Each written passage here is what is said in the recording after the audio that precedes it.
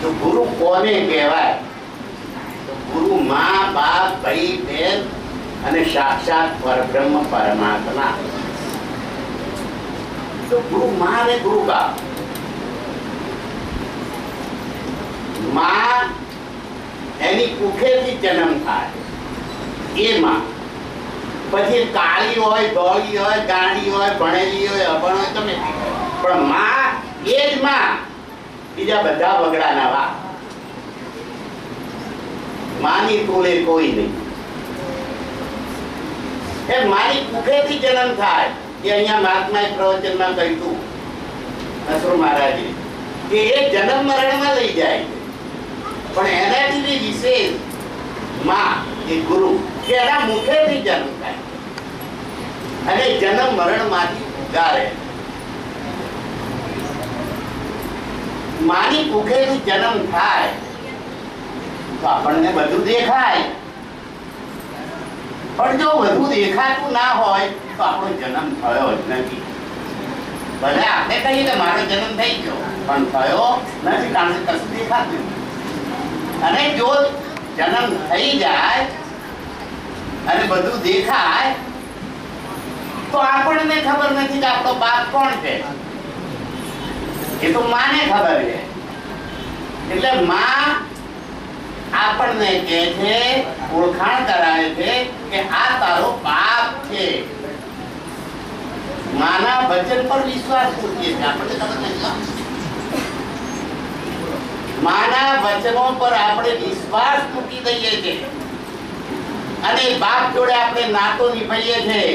બાપ આપણને ભણાવે, ગણાવે અને એનો વારસદાર બનાવે. માનવી મત એમ પરમાત્મા કયો એ કોઈને ખબર નથી. એ સાચા ગુરુને ખબર.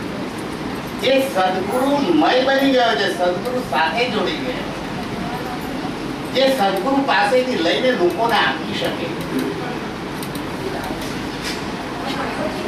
એ સાચા ગુરુને ખબર છે કે પરમાત્મા ક્યાં, કેવો, કઈ રીતે.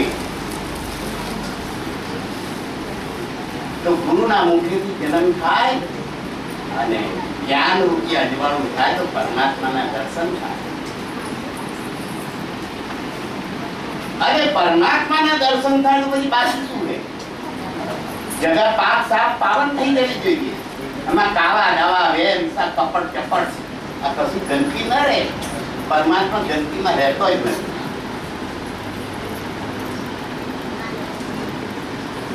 પાક સાફ થઈ જાય, સંત બની જાય. જો જાને ભગવંત ત્યાચા નાવ સંત.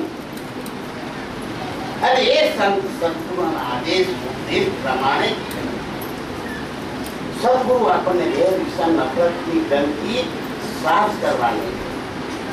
માની કોખ અને ગુરુનું મુખ એ આપણું જન્મસ્થાન છે, આપણું ઉત્પત્તિ સ્થાન છે. ત્યાં ને ત્યાં ગુરુના ચરણોમાં વળગ્યા રહ્યા તો આપણને પોષણ મળે, આપણો વિકાસ થાય, અંતરમાં અજવાળું થાય. અને અજવાળું થાય તો વાદી વ્યાધિ ઉપાધિ રૂપી અંધકાર ભાગી જાય. એ કદી દુઃખી થાય નહીં. અને કદાચ આદિ વ્યાધિ ઉપાધિ ખબર લેવા આવી હોય ને તો 2 મિનિટમાં જતી રહે. એની પાસે થતી ને શકે.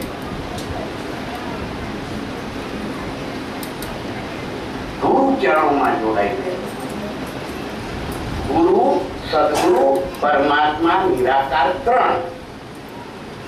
ઓમકારમાં તગડો હોય છે ને, ઓમકારમાં તગડો હોય.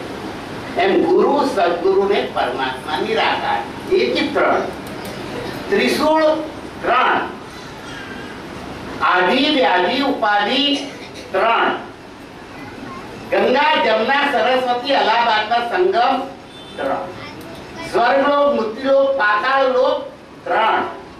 સર્જન, પાલન, લય 3. બ્રહ્મા, વિષ્ણુ, મહાદેવ 3. આ 3 નો મહિમા ભારી છે. આ 3 માંથી એક પણ નીકળી જાય કનેક્શન છૂટી જાય. કારણ કે ચોથું પદ અવિનાશીનું ને, તો આપણે તો એક છે પછી 3 તો આપણા પછી આપણને જન્મ દેનારી મા બાપના રૂપમાં છે ગુરુ, અને ગુરુની પાસે જ્ઞાન છે સદગુરુનું. સદગુરુ જ્ઞાનનો માલિક છે, યુગનો અવતાર છે, ભગવાન છે. રસ્તામાં કોઈ જતો હોય અને કે ભાઈ અહીંયા આ ફોટો છે ને સરદારજી છે ને આ ભગવાન છે અને ભક્તિ કર, કોઈ બાપો ના કરે. અનુભવ કરી જોજો, કોઈ ના કરે. પણ જે ગુરુના ચરણોમાં આવ્યો અને ગુરુના મુખેથી જ્ઞાન રૂપી જન્મ થયો તો ગુરુએ કીધું કે આ જગતનો નાથ છે, કૃષ્ણ દ્વાપરનો ત્રેતાનો રામ છે અને કળિયુગે હરદેવાનું નામ છે. ત્યારે માને કે માં જૂઠું ના બોલે, ગુરુ જૂઠું ના બોલે. માં જેને બતાવી આપો બાપ, ગુરુ બતાવી આપો સદગુરુ પરમાત્મા નિરાકારનો અવતાર સાકાર. પછી એને કોઈ એમ કહે કે ના ના આ તો સરદારજી છે, છોડી દે. ના આ તો ત્રિલોકી નાથ છે, આ તો મારો ભગવાન છે, મારો ઈષ્ટદેવ છે. આની અંદર 33 કરોડ દેવી દેવતા સમાયેલા છે. આ કણકણમાં વ્યાપક છે તો શરીર રૂપે છે, પણ એની શરીરની અંદર જે મૂળ તત્વ છે એ નિરાકાર.